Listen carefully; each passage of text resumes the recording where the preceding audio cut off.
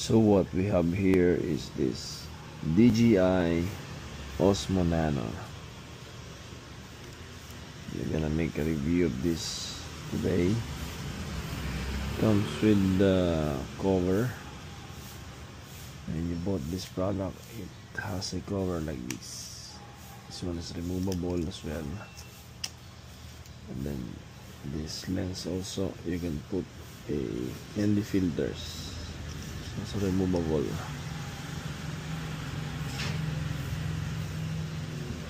Yan. I prefer to use this with this, so hindi magagasgas or madadamage tong mga dots na to for the magnet purpose sa ating controller, which is this one.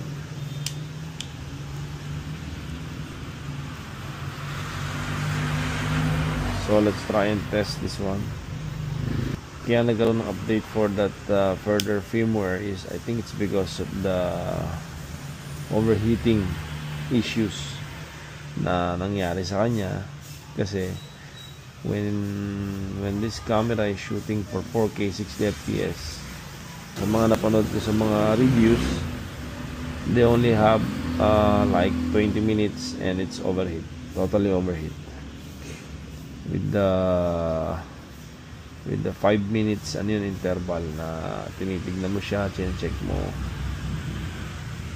So ayan, when in charge ng monitor, it is 57 na lang, coming from 100 last night, then 100 yung camera. Tingnan natin. So we have here the DJI Mini Mic 2 naman. You can see your save, kung saan ka nag-save, then yung SD card mo, then also yung settings ng camera. There's the settings, yan, and there's this mic. If you have a mic, you can connect your mic.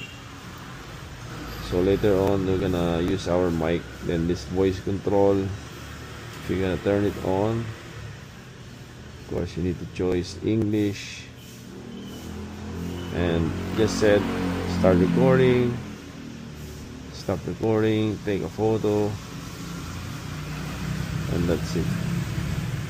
So now let's go test this little camera. But before anything else, we need to connect our DJI Mini mic. So, ang nakita ko sa kanya, once it is connected, ito yung nangyayari. Ito yung lumalabas. So, hindi mo na nakikita yung sequence, kung ano yung nasa camera, kasi automatic pag na-connect to, yung little mic na to, ganyan na lumalabas sa menu niya. So, I think it's not nice to see that. Ano yan, hindi mo nakikita yung recordings mo. Alright, so let's try natin to. Tara, tingnan natin. Hey, how's the performance of this? Let's go! So we're currently in 4K 48 FPS here. So naka-normal 10-bit tayo, standard. Ang lakad lang tayo dito. Check natin. Time check is I think it's already 6 AM, 6:30 AM. Currently in my location here in Laguna with my little dog. By the way, I'm using also the Ray-Ban Meta with this review. So ayan. So tayo mag-video in this basketball court. Walk through the park ang ginagawa natin ngayon.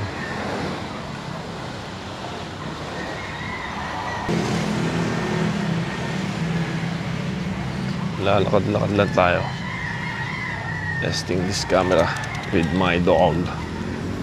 So later on, i-test din natin yung naka-mount siya sa bicycle natin. Na tayo. Let's see what was the captured moment. Okay. I'd like to test on the bike. With the bike, I'd like to see how is the stabilization going on with the bicycle. Mounted on my shirt with the magnet. So let's see if it's if the stabilization is good. So puro rough yung dinadaanan ko ngayon. They're all rough road. And then my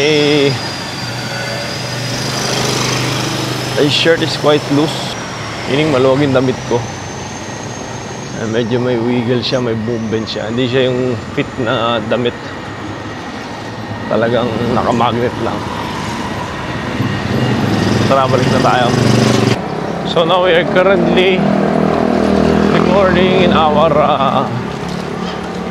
hot mount. So we are running at 25 kph dito sa ating bike. Medyo mauga yung bike. Wala kasi itong suspension eh.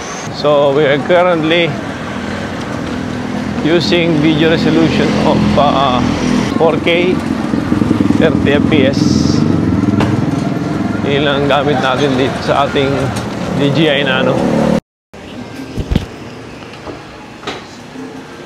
So let's go. Naka night mode ulit tayo. A while ago hindi maganda yung shoot natin eh. Medyo mataas yung camera. So this time, sakto na natin. Ayan, tingin ko okay na siya. Medyo maambon. Pasa natin ang ating vlog. So 4K 30 fps tayo mga kabero. I'm running at 4K 30 fps. Naka 16:9 tayo.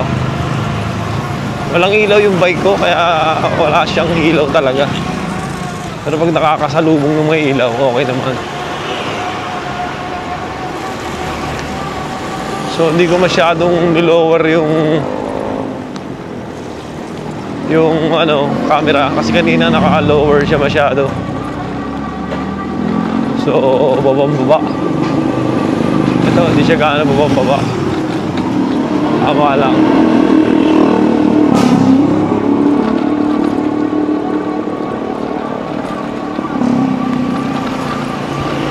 Makikita natin kung tama-tama lang yung kuha lang yung shot ng camera.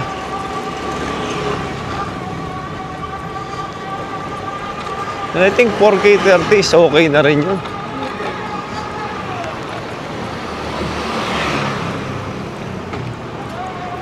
So talagang totoong 4K yung ibibigay.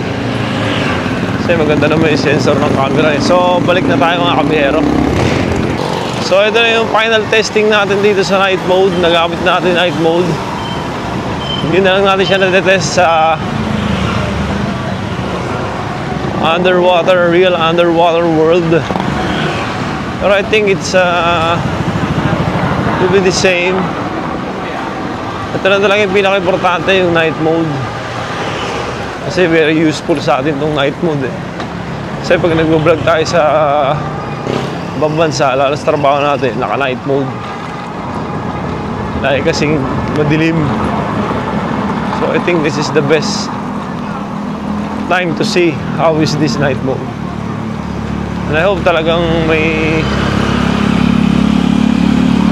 result. Kasi kaya ako binili itong camera na ito eh. Kaya ako pinalitan si GoPro. Dahil sa night mode talaga, patay si GoPro. Wala talaga. Ito makikita natin kung talagang solid siya sa night. Malakas yung ulan, tara na. Lalo na itong part na ito, madilim to talaga oh. Talagang madilim, legit na madilim.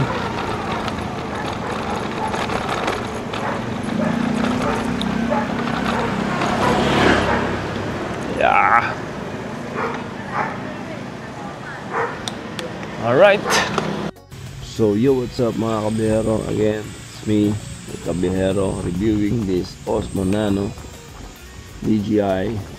For my final verdict of this camera, sabi ko lang dito, first is the cons, battery life. Mahina ang battery life niya. Then nagkaroon siya ng battery life issue when I bought this 2 days ago. Hindi ko pa siya na-update. So I tried this shooting like 4K 60 mode somewhere in the mall. Then what I observed is talagang ang init niya, nag-iinit talaga siya, overheating. Then after the update, when I make the update, nagkaroon ng recommendation si DJI na gamitin na lang siya for 4K 30 or 4K 24 fps, which is okay din naman. Syempre, for the choice of the user, hindi na nila binigyan ng karapatan yung user na gumamit ng 4K 60. Though it's pwede naman, nga lang syempre yung battery life niya liliit lang talaga. It's I think 19 minutes ang pinakamatagal to 20 minutes. Hindi na siya ganun katagal. Then second is the stabilization. Mahinang stabilization ito compared to other action camera. If you're gonna use this for epic or adventure ride, kasi ako ang habit ko is magbike, kaya sa biking mode na sinawa ko sa kanya, which is necklace mount, sobrang movement, sobra talaga. Not unlike if you're gonna put in a helmet or cap, yung accessories niya sa cap, hindi siya magkakaroon ng movement. So yun lang po ang cons niya. So now we go with the pros. Pros number 1 is compact. Sobrang compact niya. If you're gonna use this for daily vlog, superb to, napakasarap gamitin ito, napakaganda niyang gamitin for daily vlog.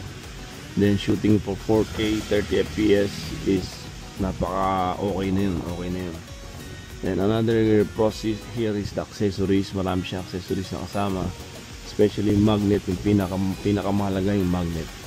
And also what I like with this DJI is you can pair this DJI to your mic, which is DJI as well. Meron tayong DJI mic mini and we try this and sobrang ganda ng sound niya. So with that case, panalo si DJI doon. Then also ang pros niya pa is yung night mode. Meron siyang night mode na napaka-fantastic, napakaganda ng night mode niya. Then yung camera niya na lens niya is 1 1/3, sobrang ganda rin nun. Sobrang okay siya pagdating sa ganun. Then yung build niya, compact, maganda. So that's my third pros. For my fourth pros here is the price. Hindi siya pricey, mura lang siya. Bibili mo siya around $250 to $280. Pwede mo siyang makuha sa ganun. And it is brand new. Nakuha ko to, sobrang mura lang. Kaya isa yun sa mga nagustuhan ko, yung pros na yun. So ang masasabi ko dito, is it recommendable? Yes. If you are starting for your vlogging, kagaya ko, matagal nang nagbo-vlog pero still looking for a good camera, ito for me is okay. Budget meal, wise camera, very good. So hanggang dito lang mga kabiyero ang ating vlog for this review of DJI Action Nano with my DJI mic mini. Si mic mini hindi ko na nireview kasi wala namang i-review dito dahil ganyan lang naman siya. Connected, sobrang bilis. Alright, again, follow my YouTube channel, Bihero TV, Facebook, Bihero TV, Instagram. Thanks for watching. Peace.